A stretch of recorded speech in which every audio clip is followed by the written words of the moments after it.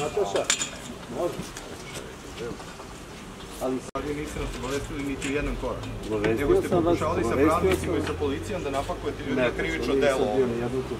A ja imam... Samo da mi radimo, nemojte me... Imam zapisnike sa tih vaših sastanaka. Tužite me, ne znate da obično... Neću vas tužiti. Bila je policija, tražili ste i sa načelnikom policije da se sastane. Naravno. Preko mene.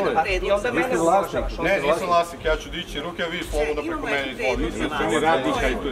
Mi ne idemo odavde dok ne dođemo svoje kancelarije i deca dobije da... Može da uđe jedna osoba da pregovara za sve te predloge sa nekim predstavnikom. Bez ugoženja, slobodno prosto. Samo ja da vas pitam, samo da vas pitam, šta onda znači ovo kada gospodin Madić kaže ajde okupite se, imate ključe i idemo unutra. Šta hoćete?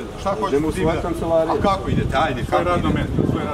Pa mislim ljudi... Treba da bolje promišlja, mlađi od vas. Vi hoćete problem? Ne. Hoćete problem?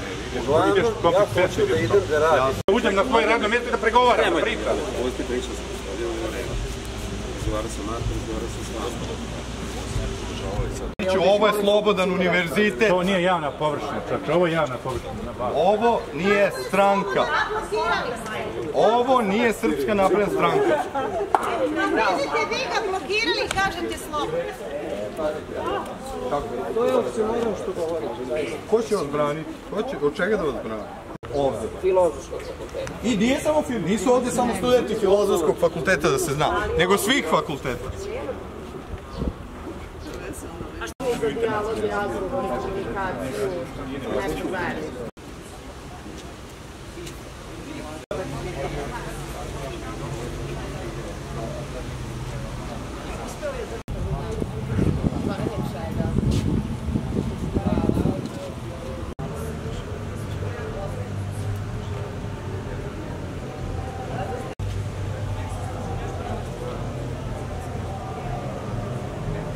Kratko ne bude. A zbog čega?